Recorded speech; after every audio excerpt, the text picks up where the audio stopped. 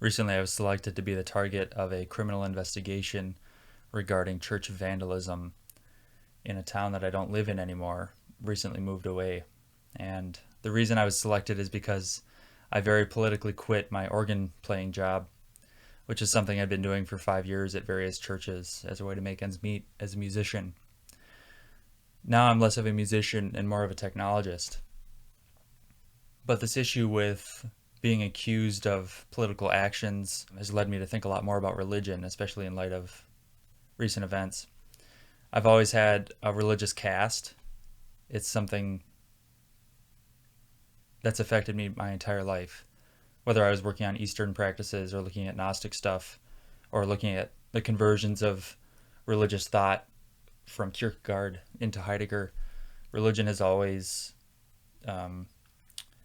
been the flavor of my approach to life.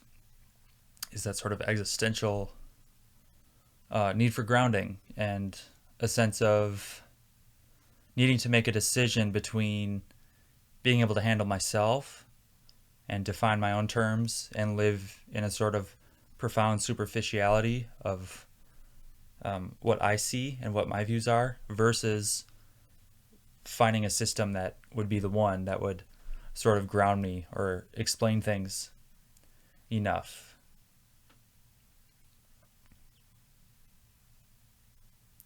So I thought a lot about religion lately and good religion versus bad religion. And I thought I'd talk a little bit about my deconversion. I was a pretty ardent Christian growing up, just your typical run-of-the-mill literalist, pedestrian, Christian that thought of the Bible and salvation and Christ's love. And I guess, there's a difference between Christ as an archetype, where you understand him to be a symbol, the way Jung did. There's that symbolic view of Christ. There's another view of Christ where it's like Christ reaches into your life and transforms you. And then you have the very pedestrian view, which is like Christ died for your sins and that needed to happen for you to be saved. Well, there are a lot of problems with literalist Christianity, and I'll talk about those now. One is the atonement doesn't make any sense, because why would God sacrifice himself to appease himself?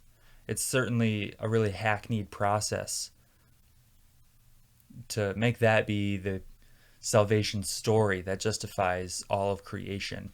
It's certainly not the product of an infinite being. So you have to ask yourself, what does that discourse say about the human condition? Rather, take it as an allegory or as a metaphor and talk about what could that be when you exchange some of the terms within that framework. So for example, instead of thinking of sin as discrete actions that are permissible or impermissible or wanted by God, not wanted by God, you would think of sin as a certain form of life that is less than ideal, and instead think about getting into coherence with things. That's one way you could take sin and turn it into a more metaphorical type of discourse where you're not thinking so transactionally. But the bulk of people look at religion and they think sin really is sin and God does care where your penis goes, and literally believes that the world revolves around them and like their little prayers are answered while tornadoes take place across the country. Ridiculous. Absolutely ridiculous. So short-sighted, so neurotic and provincial a kind of thinking that you can hardly believe these people never wake up to it, but they don't. So that's one problem, is the atonement doesn't make any sense, and the concept of sin is usually taught and learned in a really pedestrian, stupid, foolish, mechanical way when there are so many other different ways to think about it. It's really kind of sad. Another line of stupid thinking you get with Christian thought is this idea that Jesus was betrayed at the crucifixion. But there's this perverse thing that happens at the same time where it's like, but that's what had to happen because God planned it. I'm the kind of person where if I talk about one idea, I'm already cashed out. And so I can't really talk much further. But When I grew up, I deconverted because of ridicule. I, I deconverted because people ridiculed my thinking and my ideas. And now as an adult, I used to think I could be polite to people, but, you know, there's a certain spiritual effacement that I think is naive, which is like believing the world's going to get better if you're just a good person and just like achieve a higher consciousness or whatever.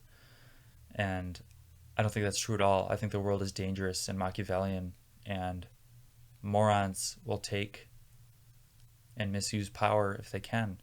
And so at every chance you get, you have to push back on stupidity. And so if there's bad thinking in my presence, I will always push back on it now. I won't just stand and idly let people open their mouths and utter things they think they know when they don't know anything at all and haven't put the work in. I don't say anything unless I think I know it. And I don't even know that because it's not properly possible to know anything at all in any sense. It's just every single thought or utterance or discourse, set of practices, form of life, whatever, is arbitrarily bounded by the cognition that funds it. So every single discourse is provincial and of a moment and delineated cognitively. And so there's not a damn thing that I think I know. And I push really hard on people who think they do know things. In fact, you could say the worst thing in the world is people who think they know things, because, man, they do a lot of damage.